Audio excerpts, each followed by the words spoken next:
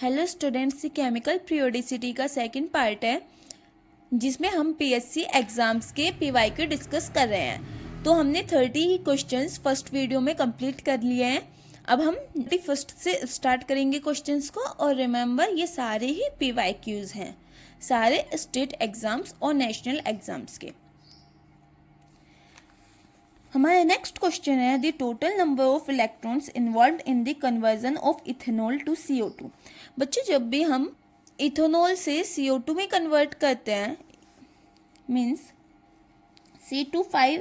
C2H5OH को हम convert करते हैं CO2 में, तो हमेशा हमारे 12 इलेक्ट्रॉन्स का यूज़ होता है। ठीक है, 12 इलेक्ट्रॉन्स इन्वॉल्व होते हैं इथेनॉल को CO2 में कन्वर्ट करने के लिए। इसमें आपका आंसर की में डी ऑप्शन गिवन है, जो कि एक रॉन्ग ऑप्शन है। आपको बी ऑप्शन याद करना है। Next step, which pair is different from the others. देखिए बच्चों, इसमें हम कैसे पता कर सकते हैं कि कौन सा पेयर डिफरेंट है। 32 क्वेश्चन नंबर BeAl LiMg। क्या आपको लग रहा है कि ये एक डायगोनल रिलेशनशिप शो कर रहे हैं? क्योंकि BeAl इस टाइप से आता है, LiMg इस टाइप से आता है, डायगोनल रिलेशनशिप शो कर रहे हैं मीन्स, तो हमारा इसका आंसर हो जाएगा डी। Li और Na जो है वो डायगोनल रिलेशनशिप में नहीं है। फॉर एग्जांपल, अगर हम पीरियोडिक टेबल से समझे, देखिए जो Be और Al है वो आपका क्या है, डायगोनल रिलेशनशिप में है। Li Na डायगोनल रिलेशनशिप में नहीं है।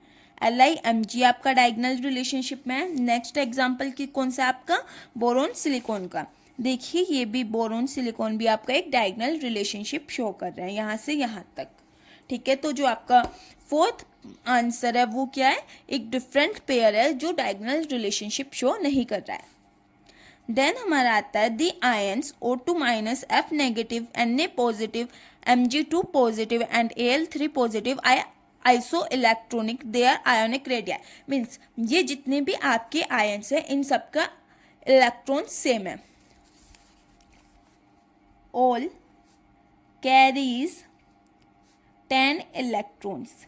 ठीक है, आप इनकी निकाल के देखना, सभी 10 इलेक्ट्रॉन्स शो करते हैं। Na का एटॉमिक नंबर कितना है, 11 में से एक निकाल दीजिए क्योंकि कैटायन का फॉर्मेशन है, तो एक इलेक्ट्रॉन निकाल दीजिए, 10 इलेक्ट्रॉन बचे। ऑक्सीजन के पास 8 इलेक्ट्रॉन्स होते हैं, 2 उसमें ऐड कर दीजिए क्योंकि 2 नेगेटिव है, तो कितने हो गए, 10 इलेक्ट्रॉन्स हो गए। फ्लोरीन का एटॉमिक नंबर 9 होता है, उसमें एक इलेक्ट्रॉन ऐड कर दीजिए, 10 हो गए। Mg का एटॉमिक नंबर 12 होता है, उसमें से 2 इलेक्ट्रॉन निकाल दीजिए, 10 हो गए। ठीक है, ऐसे ही आपको सबका फाइंड आउट करना है। तो आपको बताना है कि आयोनिक रेडियस जो है वो कैसे वेरिएट करेगी इन कॉम्प्लेक्सेस में। तो देखिए, एनायन की आयोनिक रेडियाई जो होती है वो क्या होती है, बड़ी होती है, लार्ज। और कैटायन की क्या होती है, स्मॉल।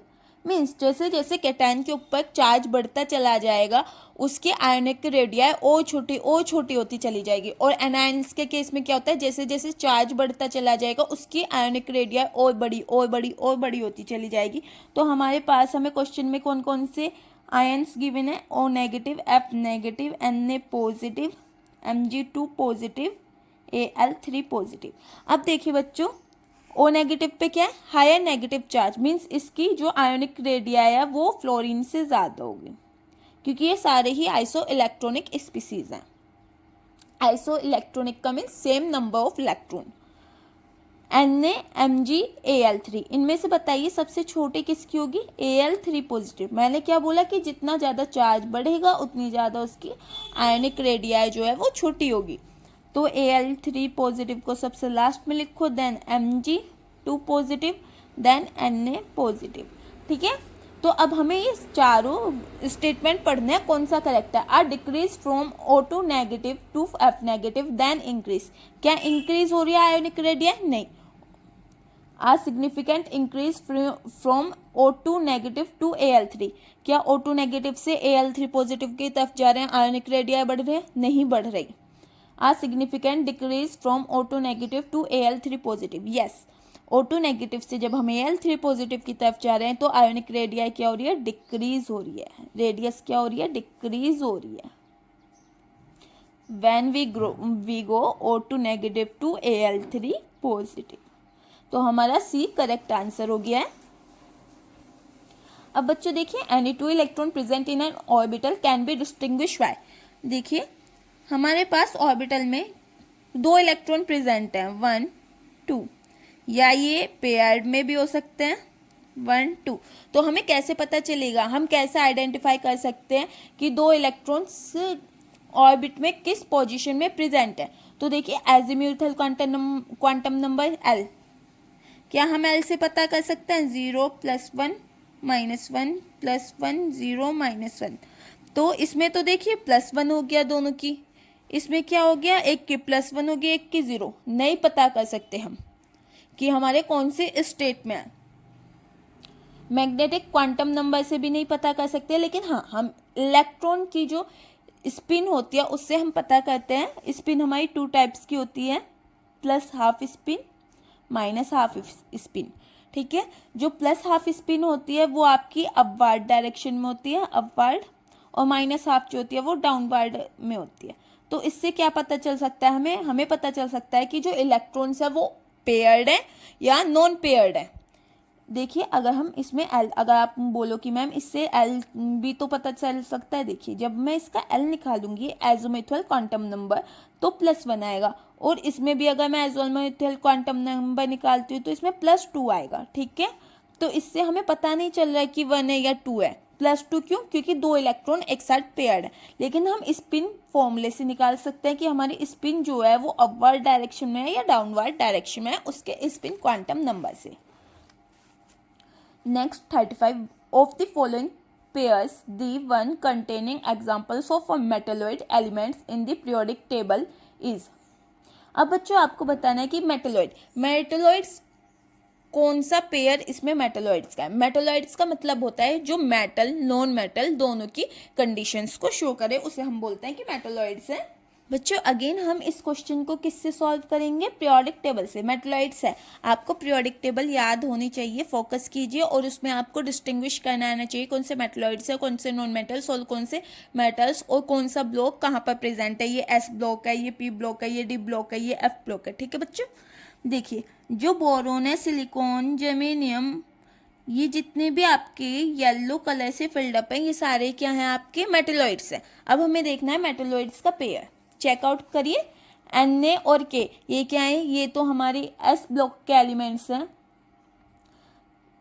कॉपर और सिल्वर क्या है, ये हमारे D ब्लॉक के एलिमेंट्स हैं। फ्लोरीन क्लोरीन क्या है, ये हमारे हैलोजन ग्रुप के हैं। क्या फ्लोरीन क्लोरीन मेटलोइड्स होते हैं, नहीं होते हैं, लेकिन बोरोन और सिलिकॉन हमारे मेटलोइड्स होते हैं। तो इसका आंसर क्या हो जाएगा, D। ठीक है, the relative extent to which the various orbital penetrates the electron cloud of other orbitals is। बच्चों देखो हमेशा जो ऑर्बिटल्स का पेनिट्रेटिंग रहती है वो हमेशा S की ज़्यादा रहती है, then P, then D, then F। ठीक है, ये मैच कीजिए कहाँ पर आ रहा है, S P D F, B option आपका इसका करेक्ट होगा। Catenation property of carbon, silicon, germanium, SN, PB, lead are in the order. तो हमें बताना है कि कौन सा ऑर्डर कैटिनेशन प्रॉपर्टी शो करेगा। बच्चों कैटिनेशन का मतलब होता है कि कार्बन कार्बन कार्बन के बीच में एक लंबी चेन, या हम बोलते हैं जो बॉन्ड का फॉर्मेशन हो रहा होता है वो कोवलेंट बॉन्ड के थ्रू हो रहा होता है। तो ऐसा कौन से एटम्स हैं, एलिमेंट्स हैं जो कैटिनेशन प्रॉपर्टी सबसे ज़्यादा शो करेंगे। जब हम डाउन द ग्रुप जाते हैं बच्चों, down the group top to bottom जाते हैं, जो मेटल बॉन्ड है उसकी स्ट्रेंथ जो होती है, मेटल बॉन्ड की स्ट्रेंथ जो होती है वो डिक्रीज हो जाती है। मीन्स अगर मेटल बॉन्ड की स्ट्रेंथ डिक्रीज हो जाएगी तो वो कैटिनेशन प्रॉपर्टी अच्छे से शो नहीं कर पाएंगे, अच्छे से कोवलेंट बॉन्ड का फॉर्मेशन नहीं करेंगे, अच्छे से आपका कैटिनेशन नहीं हो पाएगा। तो इस वजह से जैसे देखिए कौन सी, स्नेहा, गीता, प्रभा, ये हमारे पास सीरीज है। ठीक है, ये कार्बन फैमिली हम ऐसे लिखते हैं। तो जब हम इसमें टॉप टू बॉटम जाते हैं तो जो मेटल की बॉन्ड स्ट्रेंथ होती है वो डिक्रीज हो जाती है। Metal bond metal metal bond strength decrease करी, जिसका मतलब कि ये हमारा लेस कैटिनेशन शो करेगा। कैटिनेशन का तो मतलब ही है कि लॉन्ग चेन का फॉर्मेशन होना कोवलेंट बॉन्ड के थ्रू। तो हमारा कार्बन सबसे ज़्यादा कैटिनेशन शो करेगा। देखिए कार्बन किस में सबसे ज़्यादा है, कार्बन इसमें ए में, ए हो सकता है हमारा आंसर या सी हो सकता है। अब देखिए कार्बन के बाद सिलिकॉन। बच्चों ये सीरीज मैंने थोड़ा यहाँ गीता स्नेहा यहाँ पे ये दोनों चीज चेंज कर लेना, ठीक है। तो देन हमारा जी जर्मेनियम आएगा, देन एसएन, देन लेड। तो हमारा ऑप्शन हो गया सी। नेक्स्ट हमारा 38 क्वेश्चन है, the commercial name of the compound Mg3OH4SI2O5। ये आपका यानी सिलिकेट से बिलोंग करता है। तो बच्चों ये जो फॉर्मूला आपका होता है, ये आपका होता है वाइट एस्बेस्टोस का, ठीक है। ये जो फॉर्मूला आपका होता है ये होता है वाइट एस्बेस्टोस का। अगर आप CSIR नेट की भी प्रिपरेशन कर रहे हैं या गेट की, तो इस पर ध्यान देना, ये एक अच्छा क्वेश्चन है।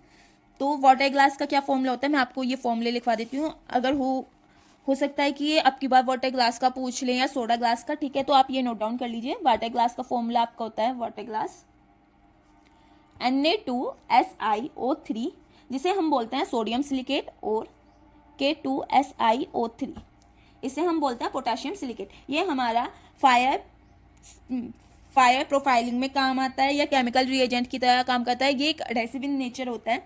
देन हमारा आता है जियोलाइट।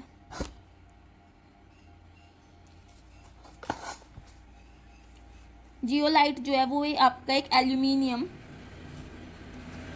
सिलिकेट है। तो हम इसे ऐसे लिख सकते हैं MxNAlO2NSiO2YZH2O। बच्चों देखो मेटल आपका कोई भी हो सकता है, जैसे पोटेशियम हो गया, सोडियम हो गया, कैल्शियम हो गया, ठीक है, मेटल के प्लेस पे। और चार्ज आपका जो मेटल के ऊपर आयन का चार्ज होता है वही आपका यहाँ पर N रिप्रेजेंट कर रहा है चार्ज को।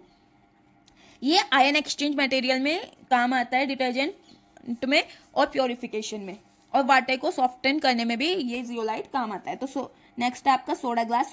सोडा ग्लास का क्या फॉर्मूला होता है, सोडा ग्लास का फॉर्मूला होता है Na2O6SiO2। ये आपका सोडियम कैल्शियम सिलिकेट ग्लास है, ठीक है। इसे भी आप याद कर लेना। ये एक सॉफ्ट ग्लास होता है, सोडा ग्लास जो होता है वो सॉफ्ट ग्लास होता है। तो अगर इसमें से कोई भी क्वेश्चन आए चारों में से तो आप कर सकते हो। अब 39 the overall charge and present on the cyclic silicate anions. बच्चे जो साइक्लिक सिलिकेट एनायंस होते हैं उन पे 2n का चार्ज प्रेजेंट होता है। 2n का चार्ज प्रेजेंट होता है। हमसे पूछा गया n कितना होगा, तो 2 इंटू n कितना है यहाँ पर, जो 6 है, सिलिकॉन का 6 है, 2 इंटू 6 इक्वल टू 12। तो आपका आंसर इसका हो जाएगा बी। ये आपको देखो 3 टाइप के सिलिकेट्स होते हैं, साइक्लिक सिलिकेट्स, चेन सिलिकेट्स और एक लॉन्ग चेन सिलिकेट्स होते हैं। कमेंट कर देना, मैं नेक्स्ट वीडियो सिलिकेट्स पर बना दूंगी। The number of hydroxyl group present in pyrophosphorus acid। pyrophosphorus acid में हमेशा बच्चों दो OH ग्रुप होते हैं। अगर मैं इसका स्ट्रक्चर आपको शो करूं पायरोफॉस्फोरस एसिड का, OH OP तो एक से कितना लिंक है, 2 हाइड्रोक्सिल ग्रुप लिंक है। नेक्स्ट क्वेश्चन है आपका, which of the following gas is named as laughing gas. Laughing gas या हम बोल देते हैं व्हिप्ड क्रीम में भी जो यूज होती है वो यही गैस होती है, N2O, ठीक है, नाइट्रस ऑक्साइड। नेक्स्ट आपका क्वेश्चन है, केमिकल प्लास्टर ऑफ पेरिस का फॉर्मूला क्या है। इसे याद कर लेना, CaSO4 हाफ H2O। ये आपका फॉर्मूला होता है प्लास्टर ऑफ पेरिस का। ऑप्शन सी करेक्ट हो जाएगा। Positron has mass equal to that of electron. जो पॉजिट्रॉन होता है बच्चों, जो पॉजिट्रॉन होता है उसका मास इक्वल होता है इलेक्ट्रॉन के, ठीक है। ये पॉजिट्रॉन, न्यूट्रिनो, ये सब कुछ आप पढ़ते हो रेडियो एक्टिव चैप्टर में, radio activity of elements chapter में। इसके जो भी इंपॉर्टेंट कंसेप्ट्स होंगे वो मैं आपको एक शॉर्ट वीडियो में प्रोवाइड करा दूंगी। The precipitating power of Al3 positive, Na positive, Ba2 positive 4 arsenious sulphide solution is in the order.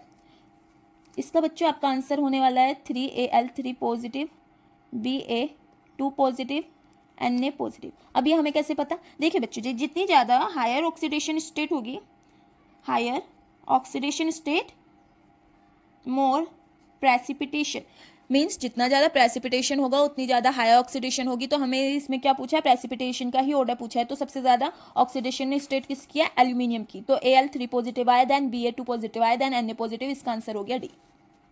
जीकोनियम और hafnium have almost equal atomic radii और आयोनिक रेडियाई। ये हमने पहले पार्ट में भी डिस्कस किया था। ये किस वजह से होता है, इन दोनों की जो आयोनिक रेडियाई और एटॉमिक रेडियाई जो होती है वो से इक्वल क्यों होती है, क्योंकि लेंथेनाइट कंट्रैक्शन हो जाता है इनके बीच में। लेंथेनाइट कंट्रैक्शन की वजह से ही जीकोनियम और हाफनियम की रेडियाई जो होती है वो ऑलमोस्ट इक्वल होती है। तो इसमें आपका क्वेश्चन आंसर इसका बनेगा B. On moving down the group from F to I, which of the following property decreases?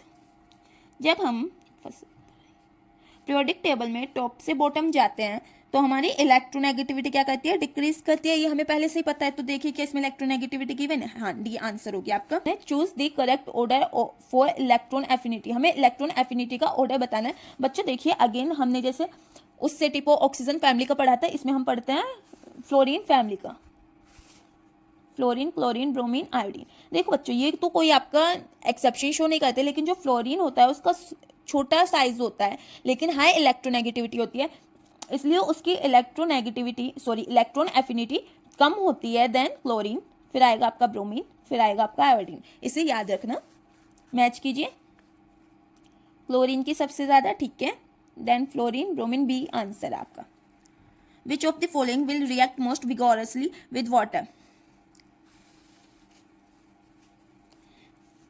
ये क्या है, हमारे सारे एल्कली मेटल्स। आप देखिए ये सारे लीना की रब, ये तीनों क्या है बच्चों, ये बीच बीच में ना मैं इसे याद करने वाली ट्रिक बोलती हूँ, ठीक है। तो ये लिथियम, सोडियम, पोटाशियम, ये सारे क्या हैं, रुबेडियम, ये सारे आपके एल्कली मेटल्स हैं। और एल्कली मेटल्स में जब भी हम टॉप टू बॉटम जाते हैं बच्चों, टॉप टू बॉटम जाते हैं, वो विगोरसली रिएक्ट करते हैं वाटर के साथ। तो सबसे ज्यादा कौन विगोरसली रिएक्ट करेगा, रुबेडियम, डी आंसर।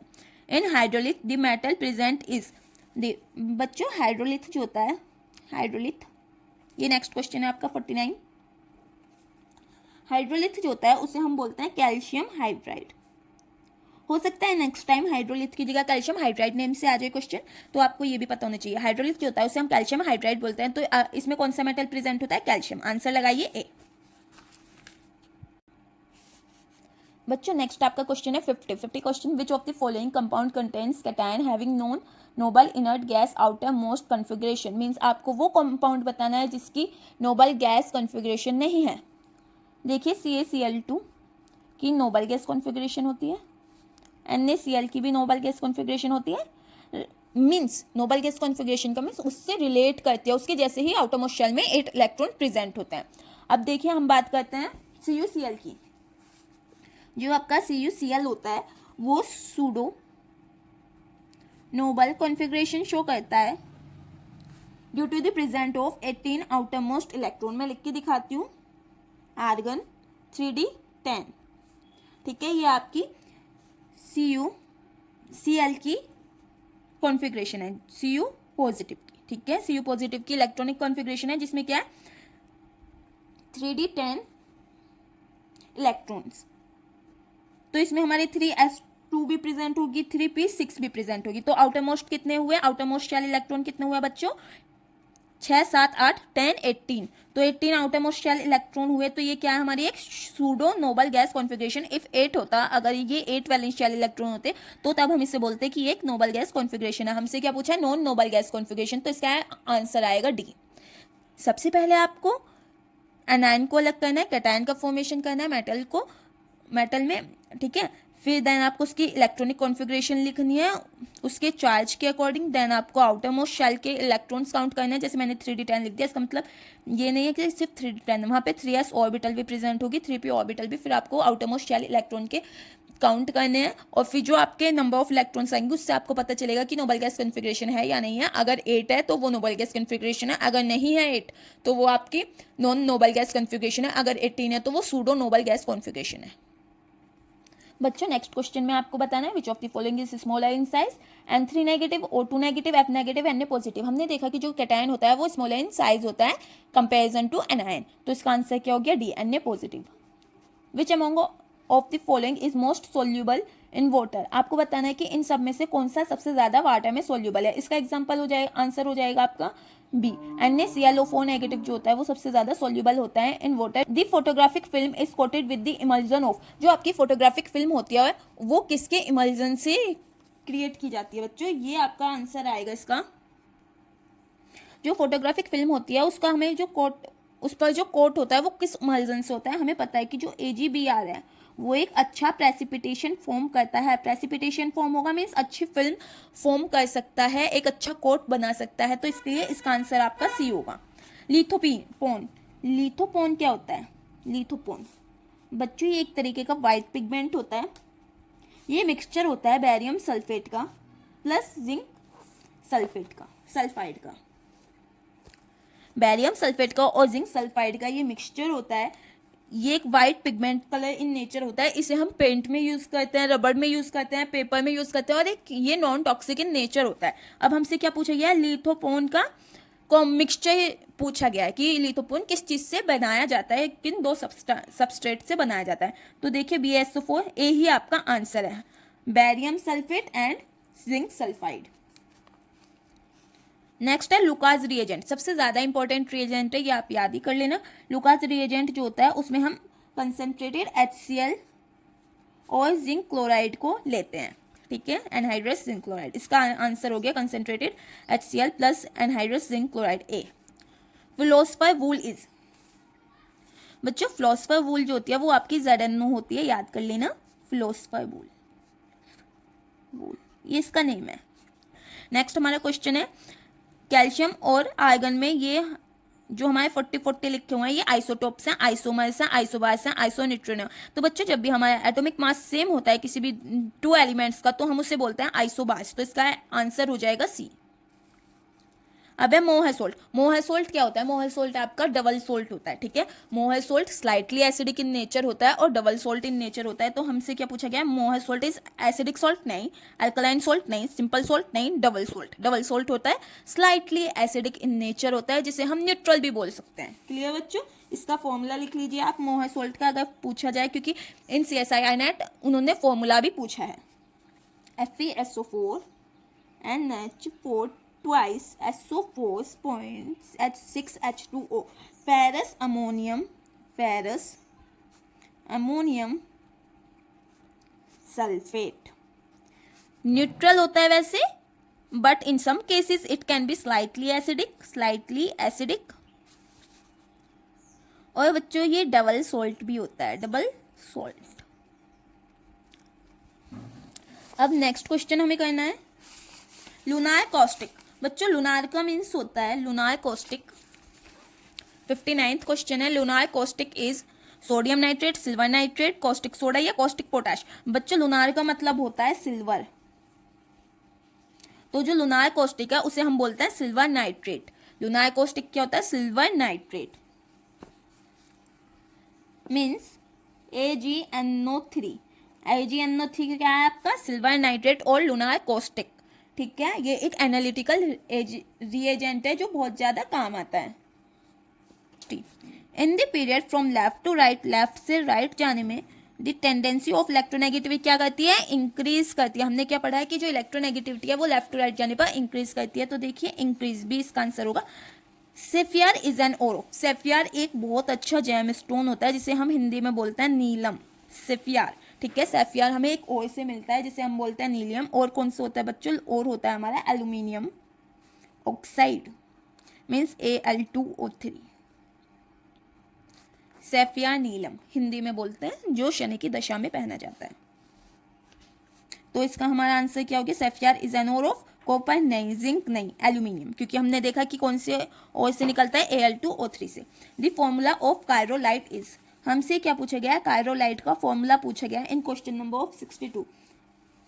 बच्चों कायरोलाइट का फॉर्मूला जो होता है वो होता है Na3Al(F6)। ये आपका कायरोलाइट का फॉर्मूला है। कायरोलाइट का फॉर्मूला मैच कीजिए Na3Al(F6), ठीक है। अब हम इसकी साइड, ये एक मिनरल है जो हम एल्यूमिनियम के एक्सट्रैक्शन में यूज करते हैं, ठीक है। ये एक मिनरल है, जिस कायरोलाइट जो है वो एक मिनरल है जिसे हम एल्यूमिनियम के एक्सट्रैक्शन में यूज करते हैं। इसे हम बोलते हैं sodium aluminium fluoride. Next question आपका 63। आपको बताना है कि इनमें से कौन सा इस आयन की फॉर्म में एग्जिस्ट नहीं करता। आपने कभी B3 पॉजिटिव सुना है? नहीं ना, तो इसका आंसर ए ही हो जाएगा। Al3 पॉजिटिव भी एग्जिस्ट करता है लिक्विड और सॉल्ट फॉर्म में, ये स्टेबल फॉर्म होती है। गैलियम भी आपका सॉल्यूशन और सॉल्ट फॉर्म में स्टेबल होता है, और लेड भी आपका अनस्टेबल होता है यूजुअली, लेकिन ये एग्जिस्ट कर सकता है Pb3 positive in some complexes. लेकिन जो आपका B3 पॉजिटिव है वो कभी एग्जिस्ट नहीं करेगा। B3 पॉजिटिव क्या होता है? बोरोन। बोरोन का एटॉमिक नंबर 5, लिखिए electronic configuration 1s2 2s2 2p1। ठीक है, ये क्या बोला है कि इन 3 इलेक्ट्रॉन्स को निकाल दो। क्या ये इलेक्ट्रॉन्स कभी तीनों निकल सकते हैं? नहीं निकल सकते। क्यों नहीं निकल सकते? क्योंकि ये बिल्कुल एस शेल के पास है, न्यूक्लियस के पास, उनमें इतना ज़्यादा अट्रैक्शन होगा कि हम उन्हें इलेक्ट्रॉन्स को नहीं निकाल सकते, वरना ये डिस्टेबल स्पीसीज हो जाएगा। ठीक है, तो इसका आंसर हो गया A, B3 positive.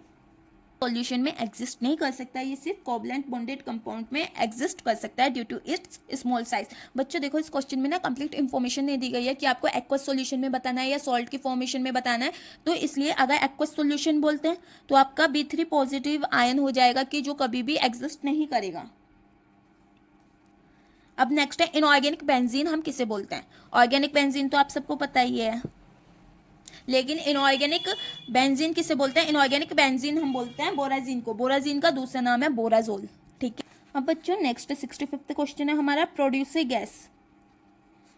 Producer gas हमें कौन से बाय प्रोडक्ट देगा? प्रोड्यूसर गैस जो होता है बच्चों, जब भी आप कोल या कोक को एयर के साथ और स्टीम के साथ रिएक्ट कराते हो तो इनका कंबशन होता है, जिससे रिलीज होती है CO plus H2 plus N2 plus CO2 gas. इसे आप याद कर लेना। The metal which forms amide on passing NH3 at temperature 300 Celsius, ये ऐसे सेल्सियस इज। हमें बताना है कि अमाइड, अमाइड क्या होता है? NH2 amide. अमीन क्या होता है? NH3 amine. ठीक है, अमाइड क्या हो गया? NH2। अब हमें बताना है कि हम अगर NH3 को पास करें तो इनमें से कौन सा मेटल अमाइड बना सकता है? इसका आंसर बच्चों डी, Na। जो आपका सोडियम है, अगर हम उसे NH3 के साथ रिएक्ट कराते हैं तो वो फॉर्मेशन करता है अमाइड का NaNH2, जो एक बहुत अच्छा बेस है, बेसिक इन नेचर होता है, प्लस हाइड्रोजन गैस को रिलीज करता है। तो हम इसे बैलेंस कर लेते हैं 2 2। ये एक अच्छा टेम्परेचर था, 300 Celsius is a high temperature. ठीक है, इस क्वेश्चन में हमें जो है MgAl PV दिया हुआ है, लेकिन अगर Na ना दिया होता, लिथियम दिया होता या पोटेशियम दिया होता, तब भी हम अमाइड का फॉर्मेशन कर सकते हैं। लेकिन कभी भी आप मैग्नीशियम के साथ, लेड के साथ या एल्यूमिनियम के साथ अमाइड का फॉर्मेशन नहीं कर सकते हो बाय पासिंग थ्रू NH3। अब नेक्स्ट क्वेश्चन है PbC2H54 is used as PbC2H54 anti knocking compound in petrol engine. जो पेट्रोल इंजन होता है उसमें जो एंटी नॉकिंग कंपाउंड होता है वो ये होता है बच्चों, PbC2H54। The correct order of detecting fifth group ions of analytical chemistry is. आपको बताना है फिफ्थ ग्रुप को आप कैसे एनालिटिकल केमिस्ट्री में डिटेक्ट कर सकते हो। बच्चों देखो, जब भी हम किसी का सल्फेट लेते हैं इस सीरीज में,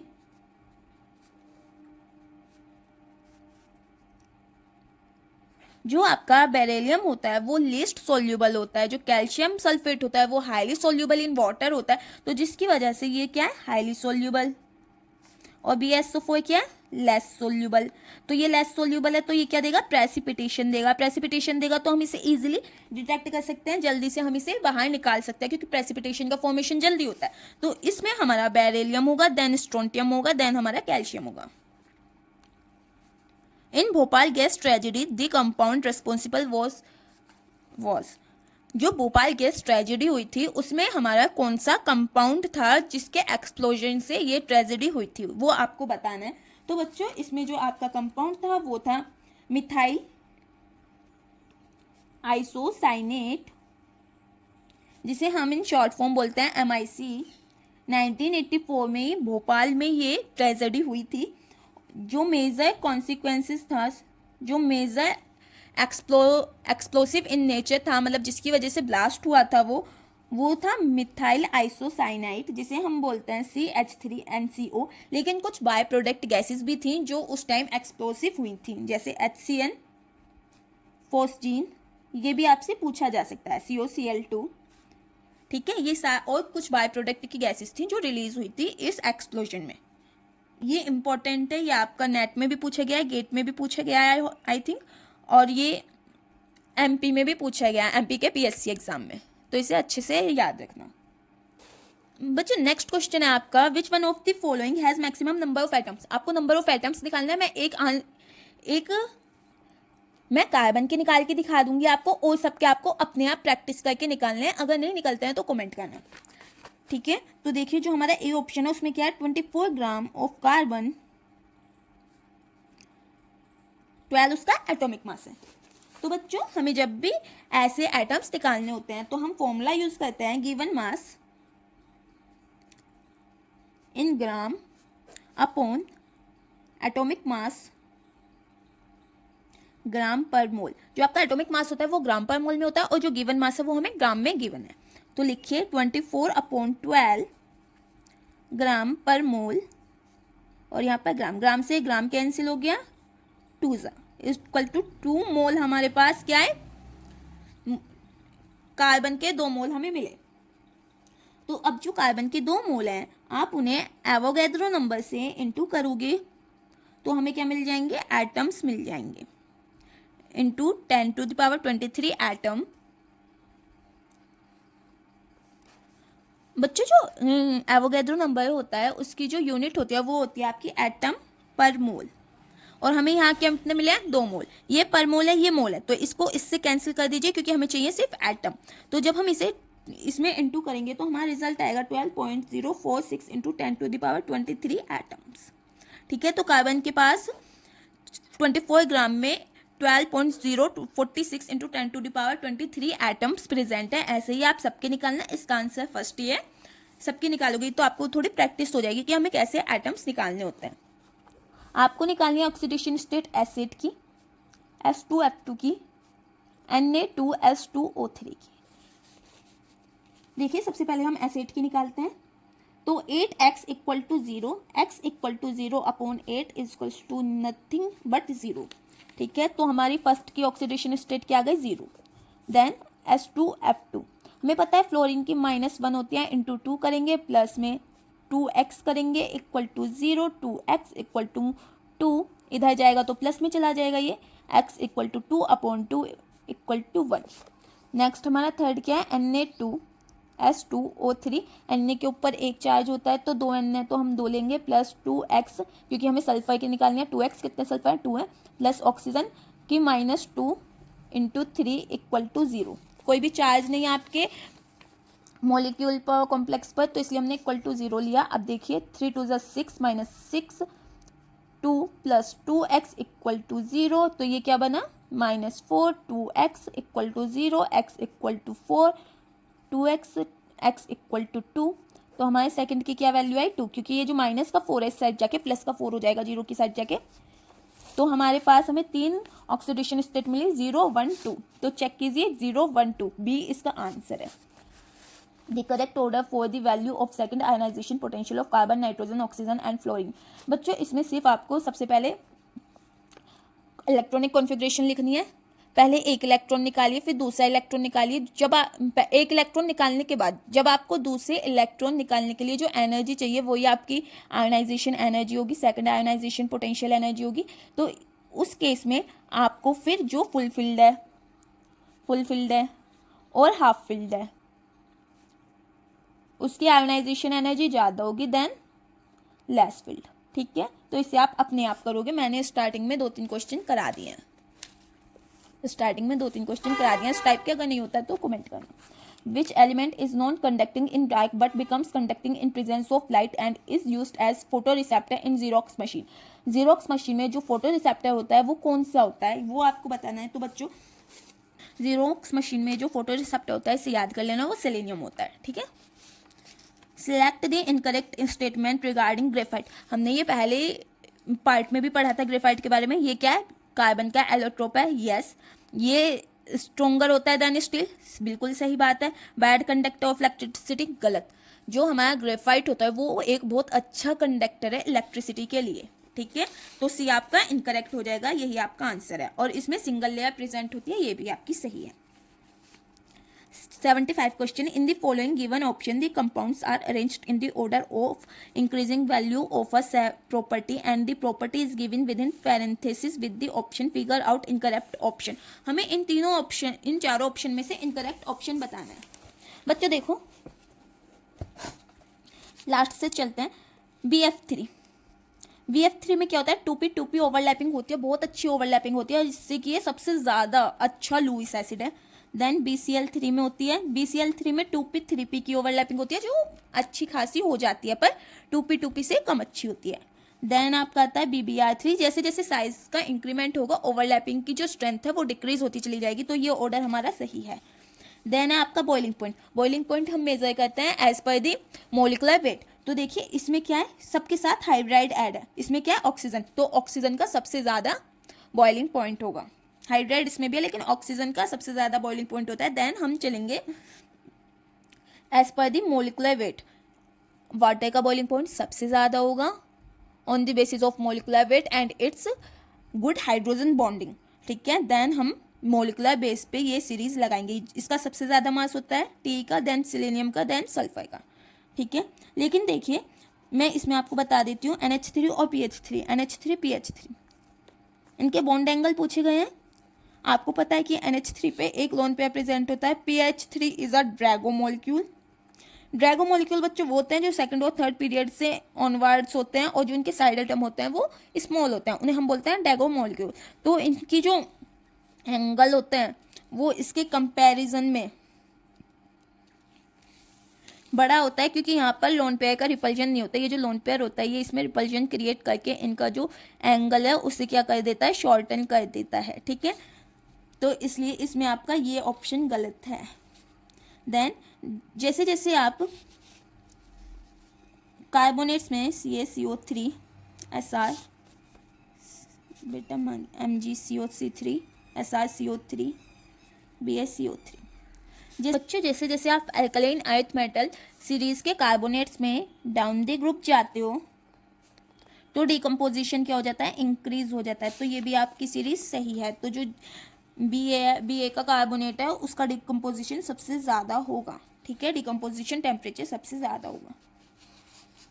the electronegativity of a chlorine in its oxa acids, हमें क्लोरीन की इलेक्ट्रोनेगेटिविटी बतानी है। ऑक्सा एसिड्स में 76 HClO, HClO2, HClO3, HClO4। इसमें सबसे पहला काम आपका होगा ऑक्सीडेशन स्टेट फाइंड करना क्लोरीन की। इसमें +1 होगी, इसमें +3 होगी, इसमें +5 होगी, इसमें +7 होगी। ये आपने ऑक्सीडेशन स्टेट लिख ली। बच्चों जैसे जैसे कंपाउंड पे, एलिमेंट पे, एटम पे चार्ज इंक्रीज होता है, जब भी चार्ज इंक्रीज होगा तो उसकी इलेक्ट्रोनेगेटिविटी इंक्रीज होती है। जो उसके पास बचे हुए इलेक्ट्रॉन होते हैं, जो न्यूक्लियस होता है, उन्हें और टाइटली बाउंड कर लेता है, जिससे कि हम उन्हें नहीं निकाल पाते।